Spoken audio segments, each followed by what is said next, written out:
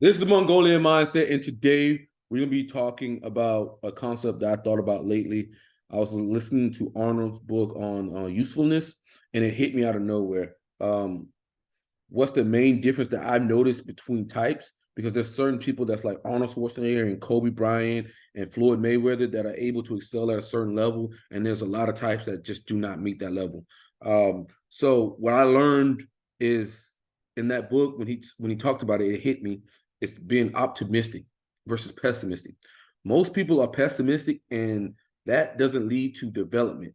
And what we want to do is take something from Martin Seligman and teach you guys to be learned optimists, even if you're pessimists. Okay, learned behavior is better than being natural, because you just learn. You learn the techniques, you learn the methods, you learn all that. It's just not natural.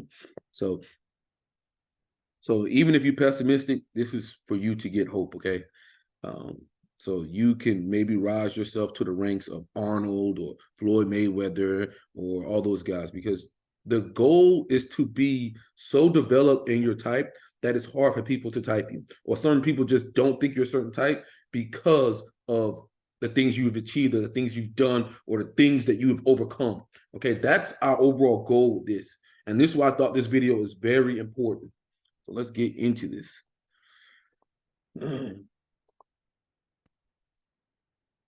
So we got Kobe Bryant up here, and we got Arnold Schwarzenegger. Obviously, Kobe Bryant's ISFP, but this man's so laser focused, it will blow your mind. Okay. Arnold needs no introduction, INTJ, and you would never think this man has SE inferior. Okay. Just because this man is working out 5 hours a day. He's doing construction. He's going to school. He's taking acting classes from 5 o'clock to 6 or whatever the fuck he said. But you get my point. But we're going to go over these, what that we learned, and the strategies that we would like you guys to employ so that you can go from helplessness to learn optimist. Okay. So these are the people we got. We got Keanu Reeves, who's an INFP. We got Floyd Mayweather, who's an ESFP. We got Conor McGregor, who's ENFP. We got Barack Obama, who is ESTJ. We got Kobe Bryant, ISFP. We got Deion Sanders, INTJ. Cristiano Ronaldo, INFJ. Arnold Schwarzenegger, INTJ, and Jay-Z, ISFJ. Okay, what's the great thing about all these guys? These guys are all optimistic. And that's killing so many people, because if you're not optimistic, you're not likely to work on your weaker functions or to getting outside of your comfort zone or actually pushing the tempo. You will get shittier results because of that. These people are working on things that they're weak at because they're optimists and they believe they always got a chance, or they believe things are always possible, or they hate naysayers. Okay. All these people have these in common. Okay. So we're going to get into this. So it's Learn Optimism by Martin Seligman. So here's a book on this. You can check it out, but I just took some quick notes here to help you guys. He has research. I'll go over the research that I wrote down. Overall, like, we know optimists live longer. Research has consistently linked optimism and overall health and longevity. Optimistic thinkers have lower rates of hypertension, heart disease, and even risk of cancer, as well as lower rates of mortality in general. These health factors may be influenced by optimists' focus on taking care of themselves. Optimists tend to exercise more, sleep better, eat healthier, and refrain from smoking. But it's not certain whether optimist drives these behaviors or vice versa. Okay. One large study published in 2019 determined that optimists have a lifespan 11% to 15% longer than average and are more likely to live to age 85 or older. Optimists live longer, even independent of variables like socioeconomic status, health condition, depression, social integration, and healthy behaviors. Okay, that's just one thing. So that's why we're trying to get you guys on this. Optimists have better love lives. Even when given a poor but manageable health prognosis, pessimists are more likely to become fatalistic and see only an inevitable death sentence. Optimists recognize the severity of the conditions, but are more likely to take steps to cope with it. So we got the optimists have better love lives. Optimists have higher quality and longer lasting romantic relationships, according to research from Stanford. And perhaps surprisingly, these results hold when only one partner is an optimist. Psychologists believe optimists lead to a greater sense of perceived support from a partner, which helps couples fight fair. When asked about about a point of contention in a relationship, both optimist thinkers and their partners were more likely to say that the other partner was invested in making the relationship better, leading to greater conflict resolution. Other research shows that the more we idolize our partners, the happier we are in our relationship. Another study demonstrated that parts of what makes romantic relationships positive and happy is cooperative problem solving linked to optimism. Optimists can also help their partners be more healthy and become more optimistic. Optimists are more successful. Just as optimists tend to be more resilient outside the workplace, they are also resilient on the job. Even if their bosses don't recognize that they are doing a good job, optimists are able to bounce back and keep performing well. People who are more optimists also seem to have a better job security than less optimistic workers. A 2019 study found this improved security can lead to increased optimism. Plus, people who feel optimistic about their careers are more likely to both succeed at work and feel satisfied with their job. There are a number of possible reasons for this, including the optimists are seen as being more charismatic or more likely to persist under their goal until their goal is achieved, and find it easier to shake off bad outcomes so that it doesn't affect them in their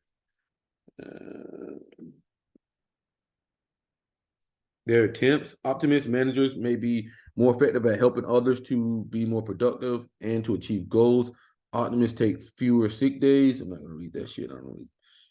It just says the optimists have stronger immune system, even experience faster wound healings than others, and with lower levels of well-being. In a 2017 study that helped promote psychological well-being by teaching older people how to identify and savor positive experiences, participants lowered their rates of depression, physical symptoms, and sleep complaints in just 8 weeks.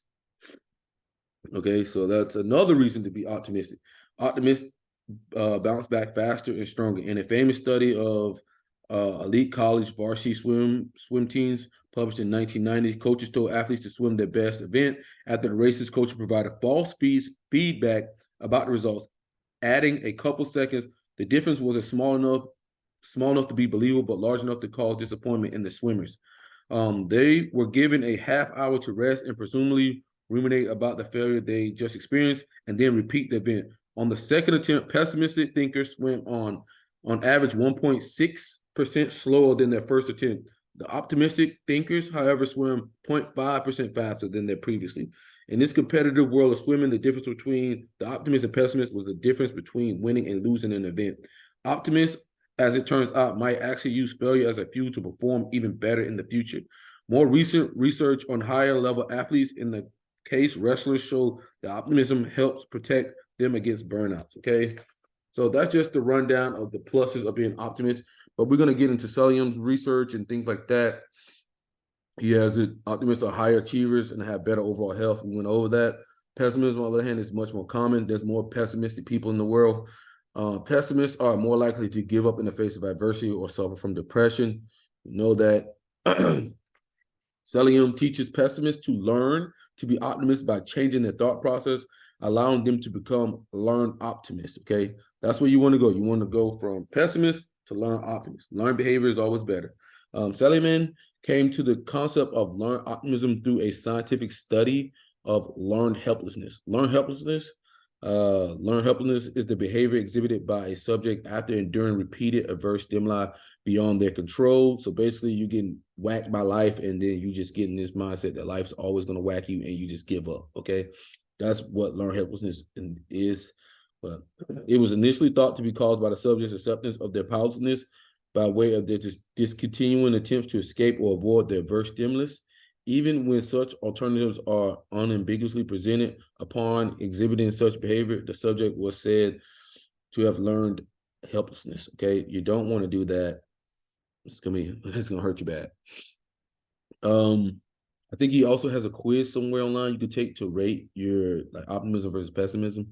But yeah. So these are the methods that he used. Seligman process of learning optimism consists of a simple method to train a new way of responding to adversity, specifically by learning to talk themselves through personal defeat. It begins with the Ellis ABC model of adversity, belief, and consequences. Okay, so what that looks like is adversity: someone cuts you off in traffic. Belief: you think, I can't believe that idiot was so rude and selfish. consequences, you are overcome with anger, yelling profanity at the other driver. Okay. Where it's looking is that you just have to be a little bit more understanding, a little bit more empathetic. I think there's been studies that show like when someone cuts you off in traffic or when somebody's rude to you, like I think your cortisol levels rise, and I'm pretty sure your cortisol and testosterone or some rise. I forget it was something else that was negative that rises as well. I can't remember exactly what the study was. I read it a couple years ago, but you get my point. It's better just overall to just not get your cortisol rise up and your stress. So journey to learn optimism, emphasis is placed on first understanding one's correct reaction to and interpretation of adversity. Keeping a journal for 2 days in which they note small adverse events and the beliefs / consequences that follow. Next, the learner returns to the journal to highlight pessimism. So basically just track your life over 2 days and you write down things that was that caused you to be upset or angry or whatnot, and you'll go back over and look over it. To the ABC model, Seligman adds D, disputation and energization. Disputation centers on generating counter evidence to any of the following: the negative belief in general, the cause of the event, or the implications. D for disposition, disputation. Disputation also means reminding oneself of any potential usefulness of moving on from the adversity. Disputation from the above traffic example might sound like, I am overreacting. I don't know what situation he's in. Maybe he is on his way to his daughter's piano recital and is running late. I'm sure I have cut people off before without meaning to, so I should really cut him a break. I'm not in a hurry anyway. So that's just going to calm me down. So make you see a different side. Over time, responses like this are predicted to change feelings to be more hopeful and positive. Successful disputation leads to energization. The E in the ABCD model, one is energized and should indeed try to actively celebrate. The positive feelings and sense of accomplishment that come from successful disputation of negative beliefs. Disputations and energization celebration are the keys to Seligman's. So that's pretty much it. So like you just want to be able to look at things that you do and see a different side of you that doesn't get you all riled up or get you so angry or whatnot. And that's going to do things for you long term, and it's going to trigger you to be a learned optimist. Okay. I would highly recommend that to a lot of people. I think that literally turns so many people back. For example, I could take myself, like I always go out with Kyle. Kyle's ENTP, and he's naturally good at reading people, and I'm naturally bad at that, right? And he calls me out about it, and he's like, bro, you fucking suck. And sometimes he'll say shit that's like, bro, he'll say stuff like, bro, if a girl don't say she wants to fuck you, you will fucking miss it every time. Okay? He says shit like that. And you know what I think in my head? Okay, what I'm going to do is I'm going to read more books on body language and communication. And I'm going to go and read, I'm going to go listen to Charisma on Command channel. That is a wonderful channel on bringing up your charisma and noticing body language. That guy I need to type. I'm pretty sure he's ENTP, but yeah. But that's my goal. Like, okay, you say I suck. Okay, give me 2 weeks, give me 3 weeks, give me a month, give me 2 months, because I'm going to put in the work. And then I'm going to shut your ass up. I'm going to be better than you. But see, that's my optimism coming. That's my optimism coming in, and that's my competitiveness coming in. I don't care what no one says. Like, if I suck at something, I'm like, fuck this shit. There's got to be somebody out there that know who's a master of that subject, and all I got to do is learn from them, implement things that work and don't work, and then I have my own system. I have what works for me, and that's my mindset on anything. I don't care what it is. It's typing. You know how fucking suck the typing. Okay, keep doing it, keep doing it, keep doing it. You just can't give up. You got to be optimistic with things. Like, things aren't always gonna be fucking easy. Life's not fucking easy. You're always gonna get slapped by life. Shit, I get slapped all the fucking time. There were some times where I was like, damn, you know, gotta go get my wisdom teeth taken out. That shit was, what was it, $3,000. And then after that, I mean, before that, I had Invisalign. That was $5,000. So you're talking about just in like a matter of like maybe what, a year and a half. That was $8,000 on just teeth alone. So, but the thing is I think about, okay, my teeth are going to be straight. I'm never going to have to worry about those wisdom teeth ever again. My teeth is going to be perfect. I don't have to worry about that. I go smile and I feel good about myself. But at that point in time, I was like, fuck this $8,000. This shit's going to suck. But at the end of the day, the end product was better. And I think a lot of people should think about things like that. Even if you're in a depressive mood, right? Depressing time in your life, just notice like all you have to do is get through today. And just know like things get better. Like a lot of things that I thought were tough 5 years ago, they're not even crossing my fucking mind. They're not even fucking crossing my mind. Things that I was worried about 5 years ago, a week, 2 weeks ago, a month ago, shit, I don't even fucking remember them. But the point of that is to say that, don't be more optimistic. Things will get better. You will get better. Put in the work. There's always somebody out there better. You can always message me in the group with anything, and I'll give you the best advice I have on that subject. And if I don't know if I don't know it, then I'll go ask one of my friends who probably fucking know it. But that's pretty much it here. Those are the references here. You can pick up his book, Learn Optimism. That's pretty much it. I'm gonna play a clip from YouTube so you guys can get like his experiment down. If I kind of butchered it some, so we'll play that so you guys can get the complete little bit of that. Okay, let's do this.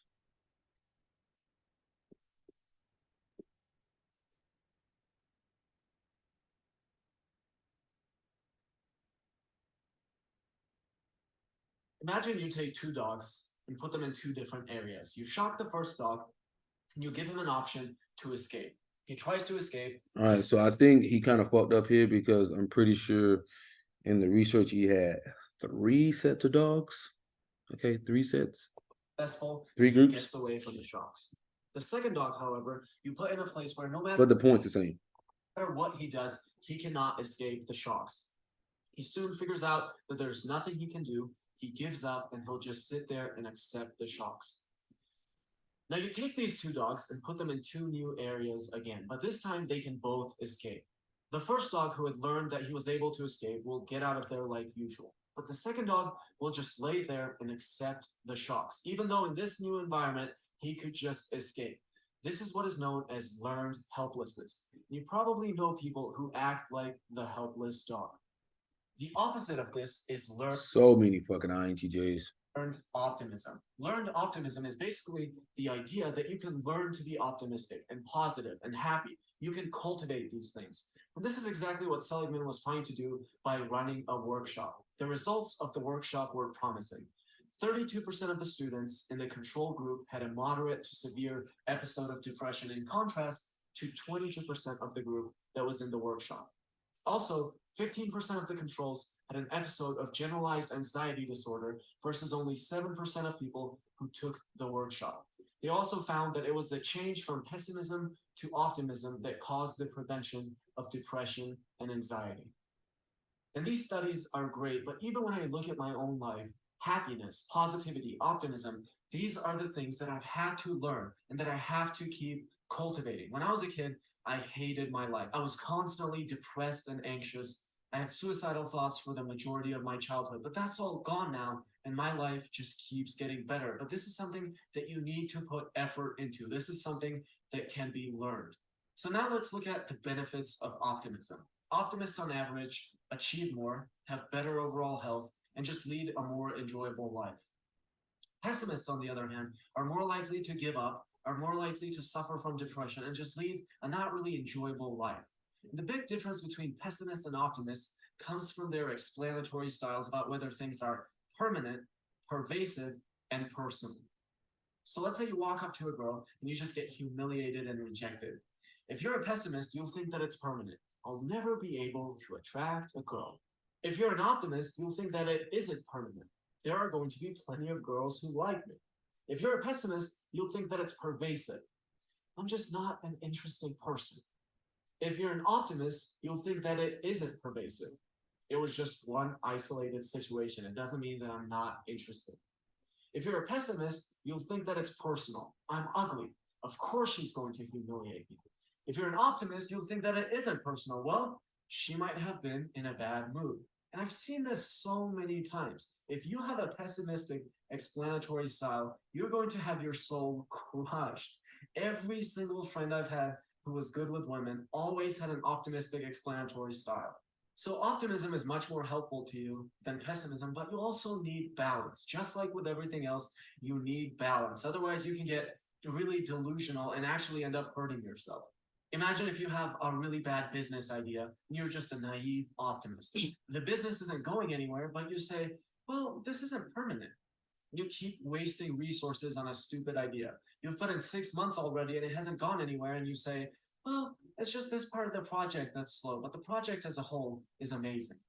Or you try to get support and no one wants to go along with your terrible idea, and you say, well, they were probably just in a bad mood today. I don't know if I would call this person an optimist or just an idiot. The biggest problem with optimism is when it's not balanced, because you might end up not taking responsibility when you need to. So I would absolutely recommend being optimistic, but at the same time balancing it out with pessimism. Or not even pessimism, in my opinion, but just simply realism. All right, so back to what I said. You just want to be more into the optimism circle.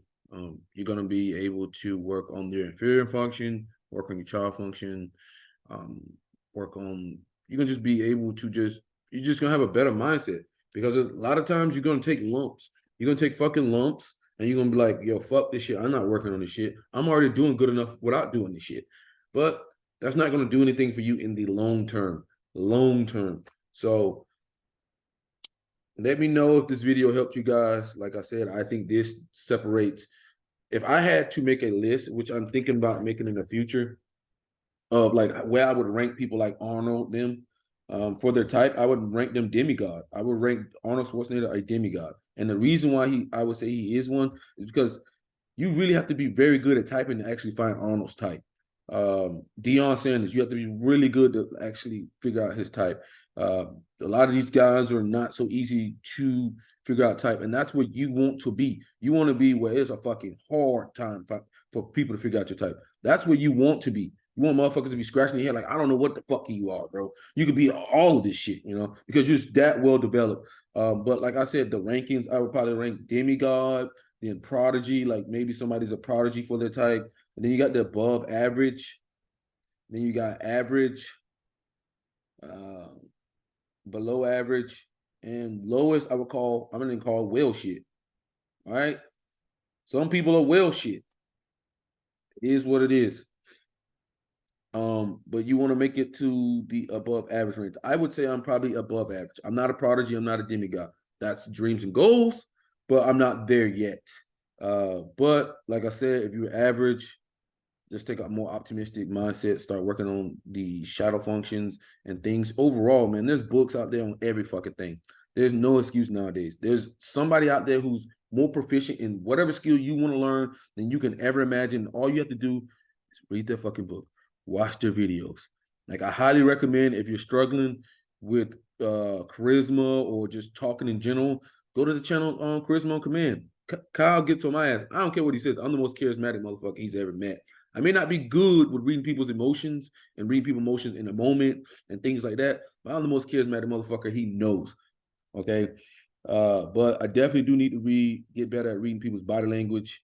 I read a lot of, like I said in the group, I read a lot of body language books, but it's in the moment that I can't read it. It's like in the moment where it's like, got a gun to your head, Mercer. What are body language you're saying? Oh, we're dead. Mercer's dead. Okay. In the moment, Mercer, how does this person feel? Mercer dead every fucking time. But you know what? I'm not giving up. I'm going to get better and better. And that's just my mindset on anything. When it came to the gym, I always tell people, I fucking sucked ass at lifting weights. My brother used to call me an idiot. Like, bro, why are you so stupid? Why is one arm going up before the other one? And you know what it is? I continue to do it. I continue to do it to the point where now he just picked up lifting again. So my brother's like, I would say he's probably a prodigy level when it comes to his type. But he's able to pick up the gym and do something that I've been doing for damn near 10 years in just like a year and a half. Okay. But before that, he couldn't say shit about lifting. Okay. He went from the person who was yelling at me to the person that couldn't say a fucking word. Okay. And that's the mindset you got to have. And I'm just hoping that he gets his any board again and he stops lifting and then I'll just pass him up again. But that's just my mindset on everything. It's like, I'm going to keep doing it. I don't care. I don't give a damn if it eats me alive. This shit's going to happen. And that's the mindset that I would like the people in the group to have. And yeah. And another tidbit, Itachi is a ISFJ. Minato is a clone copy of Itachi. So he's also an ISFJ. I said ISFJ, ISFJ. But this is Mongolian Mindset, and we are out.